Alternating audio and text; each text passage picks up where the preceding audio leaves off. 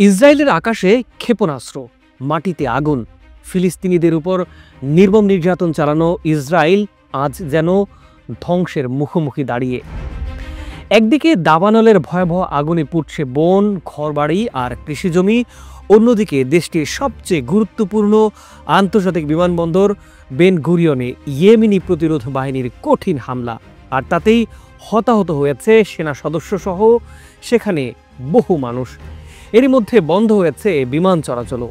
প্রিয় দর্শক, চলুন আজকের প্রতিবেদনে বিশ্লেষণের চেষ্টা করব প্রযুক্তিতে এগিয়ে থেকেও কেন এই বিপর্যস্ত অবস্থায় ইসরায়েল। ইয়েমেনি প্রতিরোধ যোদ্ধাদের ক্ষেপণাস্ত্র হামলায় কেন প্রতিহত করতে পারল না ইসরায়েল? এই হামলার মাধ্যমে কি মাল্টিফ্রন্ট যুদ্ধের সূচনা হতে যাচ্ছে মধ্যপ্রাচ্যে?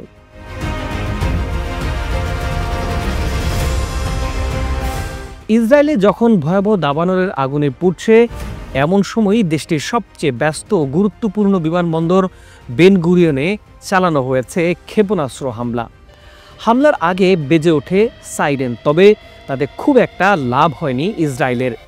ব্যালিস্টিক ক্ষেপণাস্ত্র বেন গুরিয়নের কাছেই বিস্ফোরিত হয়। এর ফলে 2 জন সেনা নিহত হয়, আহত হয় আরও অনেকেই। ইসরায়েলি বিমান চলাচল কর্তৃপক্ষ তাৎক্ষণিকভাবে বিমানবন্দরের সব ফ্লাইট স্থগিত করে দিয়েছে।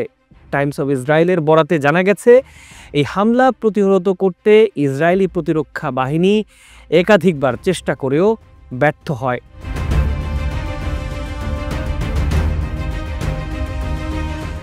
এটা প্রমাণ করে হুথি বা ইয়েমেনি প্রতিরোধ গোষ্ঠী এখন এমন এক প্রযুক্তি হাতে পেয়েছে যা ইসরায়েলের আয়রন ডোমের মতো প্রতিরক্ষা ব্যবস্থাও ঠেকাতে পারছে না।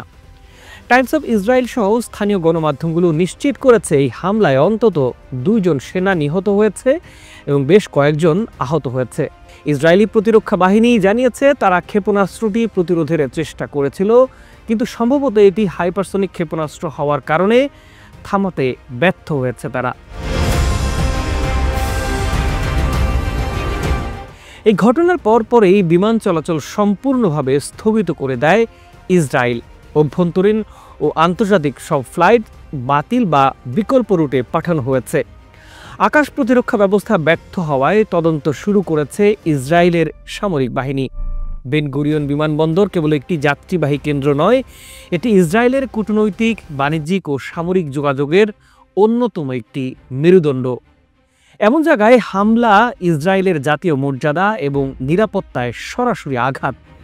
বিশেষজ্ঞরা বলছেন, এই হামলা শুধুমাত্র একটি ক্ষেপণাস্ত্র হামলা নয়, এটি মধ্যপ্রাচ্যের চলমান যুদ্ধ পরিস্থিতিকে নিয়ে যাচ্ছে এক নতুন স্তরে।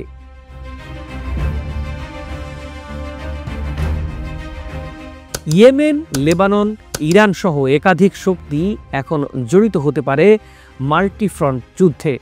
হামলার দায় এখনও কেউ আনুষ্ঠানিকভাবে স্বীকার না করলেও ধারণা করা হচ্ছে এটি ইয়েমেনি হুতি গোষ্ঠীর কৌশলগত আক্রমণ। তারা হয়তো হাইপারসনিক ক্ষেপণাস্ত্র ব্যবহার করেছে, যা প্রতিহত করা আয়রন ডোম বা অ্যারো সিস্টেমের পক্ষেও প্রায় অসম্ভব।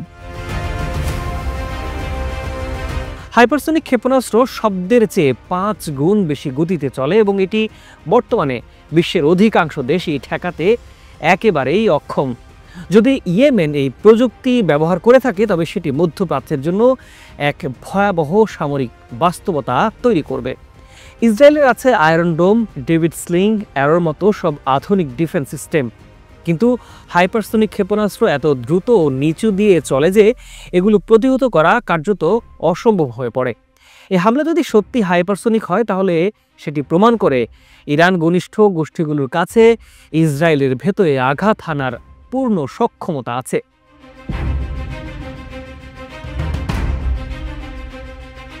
এদিকে গত কয়েকদিন ধরে ভয়াবহ দাবানলে পুড়ছে ইসরায়েল। সাধারণ বনাঞ্চল তো বটেই, আগুন ছড়িয়ে পড়েছে জনবসতিতেও। পুড়ে যাচ্ছে ঘরবাড়ি, ফসল, স্কুল, এমনকি হাসপাতালও। দেশটির পরিবেশ মন্ত্রণালয় বলছে এটি গত 10 বছরের মধ্যে সবচেয়ে ভয়াবহ দাবানল। দাবানলের ধোঁয়া ছড়িয়ে পড়েছে ইসরায়েলের সীমান্ত ছাড়িয়ে ফিলিস্তিন ও লেবাননের দিকেও। এর ফলে সেখানেও জনস্বাস্থ্য নিয়ে উদ্বেগ তৈরি হয়েছে। বিরোধী দল ও সাধারণ জনগণ সরকারের বিরুদ্ধে অভিযোগ তুলছে, পর্যাপ্ত প্রস্তুতি না থাকা ও দেরিতে প্রতিক্রিয়া জানানোয় ক্ষয়ক্ষতি বেশি হচ্ছে। ইসরায়েল ইতিমধ্যে গ্রিস, সাইপ্রাস, ইতালির মতো আরও বেশ কিছু দেশের কাছে সহায়তা চেয়েছে।